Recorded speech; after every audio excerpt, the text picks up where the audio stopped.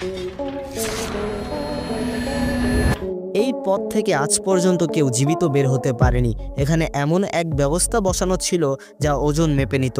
কোনো কিছুর ওজন যদি 1 কেজির বেশি হতো তবে সেটি সঙ্গে সঙ্গেই পিষে ফেলা হতো।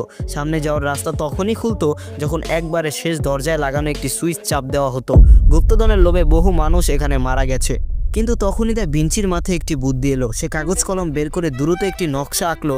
আশেপাশে পড়ে থাকা জিনিসপত্র দিয়ে সে একটি ছোট খেলনা গাড়ির মতো মডেল তৈরি করলো, যার ওজন ছিল 1 কেজির চেয়েও কম। সে গাড়ির চাকা থেকে স্প্রিং শক্ত করে বাঁধলো এবং যেই না আলগা করে ছেড়ে দিল, গাড়িটি ধীরে ধীরে এগোতে থাকলো।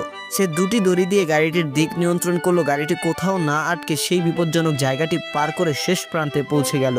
এরপর দা ভিঞ্চি তৃতীয় দড়িটি টানলো, যার ফলে একটি বাঁশের লাঠি উঠে গিয়ে বোতামটি চেপে দিল। সঙ্গে সঙ্গেই সেই মারাত্মক যন্ত্রটি বন্ধ হয়ে গেল এবং প্রথম বিপদ কেটে গেল।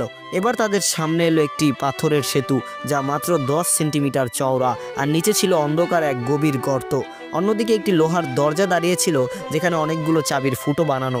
দা ভিঞ্চি তার রানীর চাবি দিয়ে একটি ফুটোয় ঢোকালো, কিন্তু যেই না সে চাবি ঘোরালো, সেতুটি পেছনের দিকে সরতে শুরু করলো, অর্থাৎ এটি ভুল ফুটো ছিল। দা ভিঞ্চি খুব মনোযোগ দিয়ে লক্ষ্য করলো।